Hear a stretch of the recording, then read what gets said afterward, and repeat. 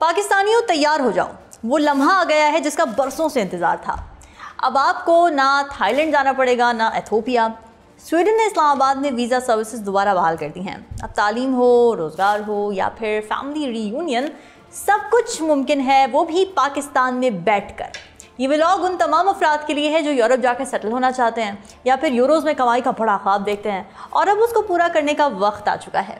Visa की अक़साम, fees, bank statement, दस्तावेज़ात, Sweden में फ़ी घंटा उजरत, फैमिली साथ ले जाने के उसूल, नेशनैलिटी के तकाजे, हर सवाल का तफसीली जवाब जानिए इस वीडियो में। आप देख रहे हैं 92 न्यूज़ डिजिटल और मैं हूँ रामीन सैयद। पाकिस्तान के दफ्तर खारिजा ने स्वीडन जाने वाले शहरियों को बड़ी खुशखबरी सुना दी है। लंबे इंतज़ार की घड़ियाँ अब ख़त्म हो गई। स्वीडन जाने वाले तैयारी कर लें। अगर अभी तक आपने वीज़ा के लिए अप्लाई नहीं किया है तो देर मत करें। पाकिस्तान में बैठकर अब आप अपना वीज़ा फाइल कर सकेंगे। पाकिस्तान के दफ्तर खारिजा का अपनी पोस्ट में ये कहना है कि स्वीडन ने इस्लामाबाद में वीज़ा सर्विसेज दोबारा शुरू कर दी हैं और पाकिस्तानी शहरी अब शेंगन वीज़ा के लिए दरख्वास्त दे सकेंगे। दफ्तर खारिजा के मुताबिक स्वीडन और पाकिस्तान की वजारत खारिजा के दरमियान 2 जुलाई 2025 को स्टॉकहोम में 2 तरफ़ा मुशावरती इजलास हुआ था, जिसमें स्वीडन की जानिब से वीज़ा सर्विसेज दोबारा शुरू करने का ऐलान किया गया था। दफ्तर खारिजा ने कहा कि अब 7 जुलाई 2025 से पाकिस्तानी शहरी पाकिस्तान के अंदर रहते हुए स्वीडन के लिए 90 दिन तक के दौरे के लिए शेंगन वीज़ा की दरख्वास्त दे सकेंगे। दफ्तर खारिजा ने इस मुस्बत पेशरफ्त का खैर मकदम करते हुए कहा है कि इससे दोनों ममालिक के दरमियान ताल्लुकात के मजबूत होने की अक्कासी होती है। दफ्तर खारिजा ने मज़ीद ये भी कहा कि स्टॉकहोम में होने वाली 2 तरफ़ा मुशावरत में पाकिस्तानी वफ़द की क़यादत एडिशनल सेक्रेटरी खारिजा यूरोप ने की थी, जबकि स्वीडन की तरफ से स्वीडिश वजारत खारिजा के डायरेक्टर जनरल बराए आलमी उमूर ने इस इजलास की सदारत की थी। अप्रैल 2023 में स्वीडन ने सिक्योरिटी सूरत हाल की वजह से इस्लामाबाद में अपना सफारतखाना गैर मुअय्यना मुद्दत के लिए बंद कर दिया था और इस वजह से माइग्रेशन सेक्शन दरख्वास्तों पर मज़ीद कार्रवाई नहीं कर सकता था और ना ही कोई दस्तावेज़ात कौंसल खानों में या दरख्वास्त गुजारों के एड्रेस पर भेजी जा सकती थी। उस वक्त सिफारत खाने की वेबसाइट पर जारी नोटिस में कहा गया था कि हमें मालूम है कि हमारे इस इक़दाम से दरख्वास्त गुजारों को खासी तकलीफ़ होगी, लेकिन हमारे दरख्वास्त गुजारों और स्टाफ की हिफाजत हमारी अव्वलीन तरजीह है। अब स्विस सफारत खाना साल अप्रैल 2025 में दोबारा खुल गया है, जैसा कि इस वेबसाइट पर भी दर्ज है। तो स्वीडन में वीज़ा बहाली के बाद पाकिस्तानियों के लिए तालीमी और रोज़गार के नए इम्कानात पैदा हो गए हैं। इस्लामाबाद में स्वीडन की सफारत खाने की जानिब से वीज़ा सर्विसेज की मुकम्मल बहाली के बाद पाकिस्तानी शहरियों के लिए यूरोप के तरक्की याफ्ता मुल्क स्वीडन में तालीम, रोज़गार और ख़ानदानी रवाबित के हवाले से नई राहें खुल गई हैं। इससे कबल सिक्योरिटी वजूहात के बायस स्वीडन ने पाकिस्तान में अपना सफारत खाना बंद कर दिया था, जिसके बाद वीज़ा प्रोसेसिंग भी मुअत्तल रही। इस दौरान पाकिस्तानी शहरियों को इमिग्रेशन वीज़ा के लिए एथोपिया और विज़िट वीज़ा के लिए थाईलैंड जाना पड़ता था, जो महंगा, वक्त तलब और पेचीदा अमल था। स्वीडन में मुक़ीम मारूफ पाकिस्तानी समाजी रहनुमा आरिफ महमूद कसाना के मुताबिक अब इस्लामाबाद में स्वीडन के सफारत खाने ने तमाम इक़साम के वीज़ा बशमूल study, work permit, family reunion, business और विज़िट की दरख्वास्तें लेना दोबारा शुरू कर दी हैं, जो हज़ारों पाकिस्तानियों के लिए ज़ाहिर है एक बड़ी खुशखबरी है। तो व्यूअर्स, अगर हम रोज़गार की बात करें तो स्वीडन में पाकिस्तानियों के लिए मुख्तलिफ़ शोबों में स्किल्ड वर्कर्स के लिए रोज़गार के बहुत सारे मौके मौजूद होते हैं, ख़ास तौर पर IT, engineering, nursing, health care और इसके अलावा कंस्ट्रक्शन, हॉस्पिटैलिटी और लॉजिस्टिक्स के शोबों में भी स्किल्ड लेबर की शदीद किल्लत रहती है। तो अगर पाकिस्तानी नौजवान इन शोबों में महारत रखते हैं और स्वीडिश या अंग्रेज़ी ज़ुबान में बातचीत कर सकते हैं तो उनके लिए कामयाबी के दरवाजे खुल गए हैं, बेहतरीन अपॉर्चुनिटी है। जबकि स्वीडन की हुकूमत वर्क परमिट के हुसूल के तरीक़ाकार को मज़ीद आसान बना रही है और पाकिस्तानी तारिकीन वतन इन शोबों में भरपूर किरदार अदा कर रहे हैं।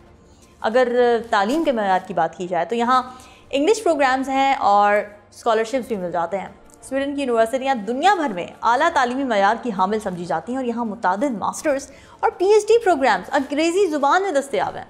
पाकिस्तानी तलबा के लिए स्कॉलरशिप के कई मौक़े मौजूद हैं, जिनमें स्वीडिश इंस्टीट्यूट स्कॉलरशिप सर-ए-फ़हरिस्त हैं। स्वीडन में तालीम हासिल करने वाले तलबा को पार्ट टाइम मुलाजमत की इजाज़त भी होती है, जो उन्हें इंडिपेंडेंट बना देती है। तालीम मुकम्मल होने के बाद स्वीडन की हुकूमत तलबा को मुलाजमत तलाश करने के लिए क़याम में तौसीक़ की सहूलत भी फराहम करती है। स्वीडन गैर मुल्की अफराद को कितनी अक़साम के वीज़े जारी करता है और वीज़ा फ़ीस कितनी होती है, ये बड़ी अहम बात है। और किन किन दस्तावेज़ात की ज़रूरत होती है और कितनी बैंक स्टेटमेंट दिखानी होती है, ये बहुत इंपॉर्टेंट सवाल है। तो स्वीडन में गैर मुल्की अफराद के लिए 3 कैटेगरीज़ के वीज़े इशू किया जाता है। एक है शेंजन, फिर शॉर्ट ड्यूरेशन का वीज़ा जो 90 दिन तक स्वीडन में क़याम की इजाज़त देता है। इस वीज़े को ज़्यादातर टूरिस्ट अफराद और शॉर्ट ट्रिप में दिलचस्पी रखने वाले हासिल करते हैं। इसकी फ़ीस 12 साल से ज़्यादा उम्र के अफराद के लिए 90 यूरोज़ है, 6 साल से 11 साल तक की उम्र के बच्चों के लिए 45 यूरोज़ है और 5 साल के बच्चों के लिए फ़ीस नहीं होती है। फिर आ जाए नेशनल वीज़ा पर। इसे डी वीज़ा भी कहा जाता है और इसका दौरानिया 3 माह से 1 साल तक होता है।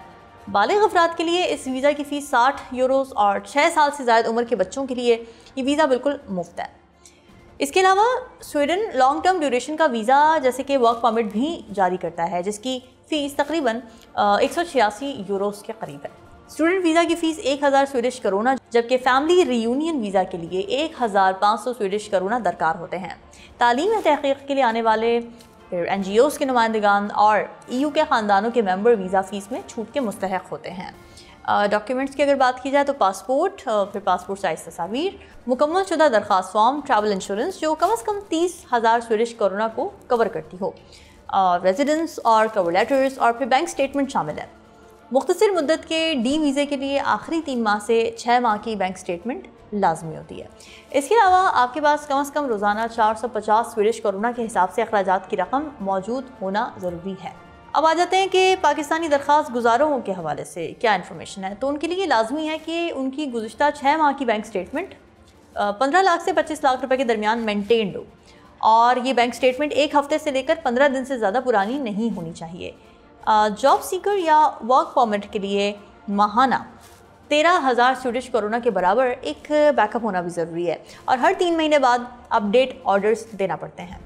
स्वीडन में फ़ी घंटा वेज रेट क्या है, ये सवाल हर किसी के जहन में होता है। तो स्वीडन में फ़ी घंटा औसत उजरत की अगर बात की जाए तो अप्रैल 2025 के आदाद शुमार के मुताबिक तकरीबन 203 से 207 स्वीडिश करोना जो कि 18 यूरोज़ के बराबर बनते हैं एक स्किल्ड वर्कर 1 घंटे में कमा सकता है, जबकि कम तजर्बे वाले शोबे जैसे रिसेप्शनिस्ट या बार्स में काम करने वाले अफराद को कम से कम उजरत 130 से 150 यूरोज़ फ़ी घंटा होती है।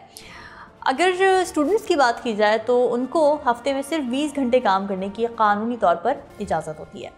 अब आ जाए जी कि क्या वर्क वीज़ा पर स्वीडन में रहने वाला फ़र्द फैमिली को साथ रख सकता है।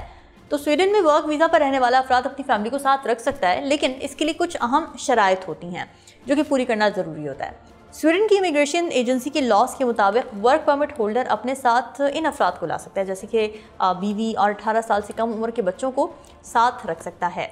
इसके लिए वर्क वीज़ा होल्डर का वीज़ा कम से कम 6 माह के लिए होना चाहिए। अपनी और फैमिली की कफ़ालत के लिए दरकार आमदनी या फ़ंड्स का सबूत देना होता है। 2025 के क़वानीन की अगर हम बात करें तो अगर आपके साथ बीवी और 2 बच्चे हैं तो मजमूई कम से कम आमदनी आपकी 9,000 स्वीडिश करोना होना लाजिम है। फिर आपको ये भी दिखाना होगा कि आपने अपने ख़ानदान के लिए मुनासिब रिहाइश का बंदोबस्त कर रखा है कि नहीं, शादी का सर्टिफिकेट या रजिस्टर्ड पार्टनरशिप का प्रूफ, फिर बच्चों की पैदाइश के सर्टिफिकेट्स, फैमिली के सबूत जैसे कि तस्वीर और राब्तों का रिकॉर्ड वगैरह। तो अगर बीवी के लिए अप्लाई किया जा रहा है तो आप चाहें तो अपने वर्क वीज़ा की दरख्वास्त के साथ ही फैमिली की दरख्वास्त भी दे सकते हैं या बाद में भी इस दरख्वास्त को जमा कराया जा सकता है। फैमिली मेम्बरान को आम तौर पर स्वीडन में रिहाइश के दौरान वर्क परमिट हासिल करने की इजाज़त भी दी जाती है, यानी वो भी कानूनी तौर पर मुलाजमत कर सकते हैं। अब एक और अहम सवाल आ जाता है कि स्वीडन गैर मुल्की अफराद को कितने अरसे के बाद नेशनैलिटी ग्रांट करता है।